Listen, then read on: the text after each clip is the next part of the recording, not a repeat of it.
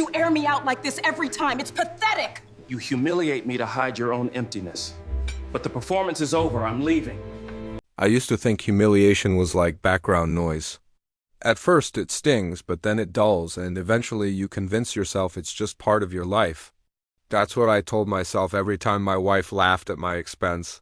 It didn't matter if it was in front of friends, strangers, or even people I worked with. I'd tell myself it was just her sharp sense of humor, that she didn't really mean any harm. But deep down, I knew each joke was carving away another small piece of me. The night everything changed started as a celebration.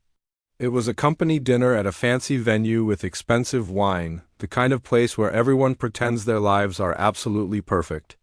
My wife looked stunning. She was confident, radiant, and completely in her element. Standing next to her, I felt practically invisible. As the evening went on, her jokes started. They were small at first. Little comments about how quiet I was, how predictable my job had become, how she was so clearly the ambitious one in our marriage. People around the table laughed politely, and I forced a smile.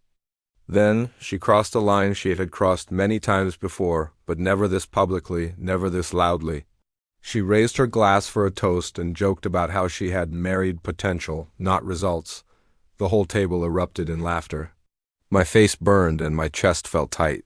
I just wanted to disappear, to become a ghost at the table.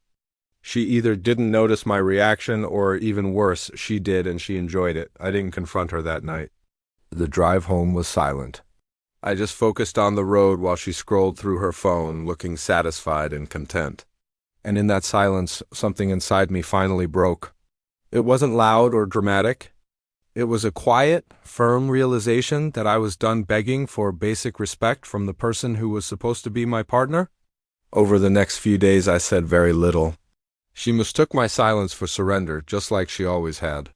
But what she didn't know was that I had started seeing our life, our entire relationship, clearly for the first time in years. I saw the patterns of manipulation. I saw how she built herself up by tearing me down. And I saw how I had allowed it all to happen because I was terrified of being alone. So I began to prepare quietly. This wasn't about cruelty or getting revenge. It was about self-preservation. I started reviewing our finances. I documented conversations. I spoke to a lawyer without any drama, focusing only on the facts.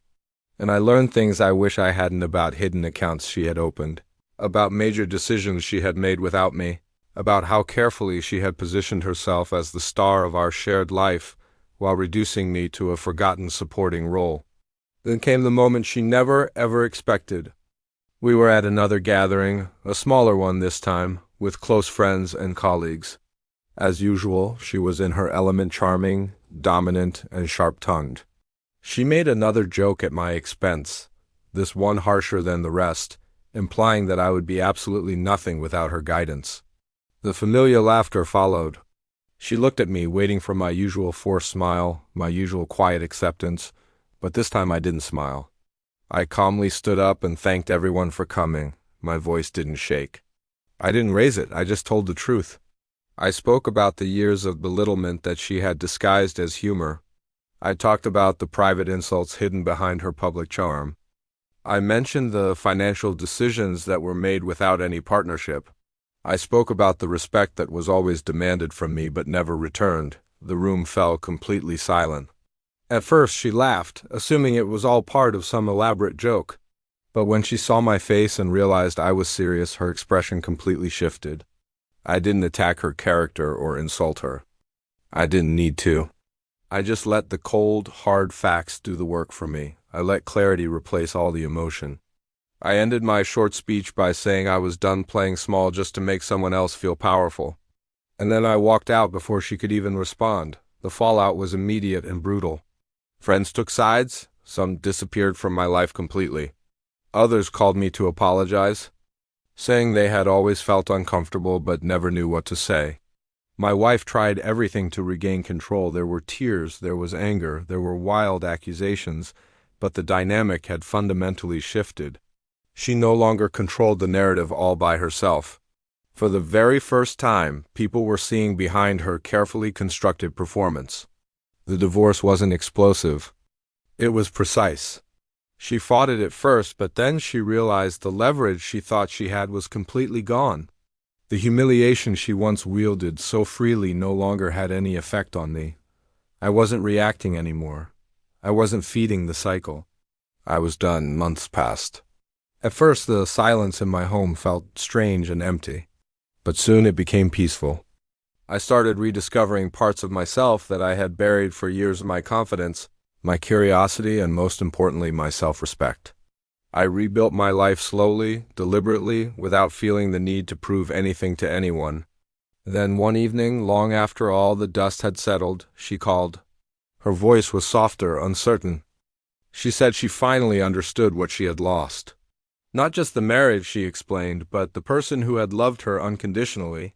She said she never meant to destroy me. I listened quietly, and then I told her the truth. Impact doesn't require intent. What you meant to do doesn't change what you did. I wished her well and I ended the call. Revenge doesn't always look like destruction. Sometimes it looks like walking away completely intact. Sometimes it's about reclaiming your dignity so completely that the person who once controlled you no longer has any access to your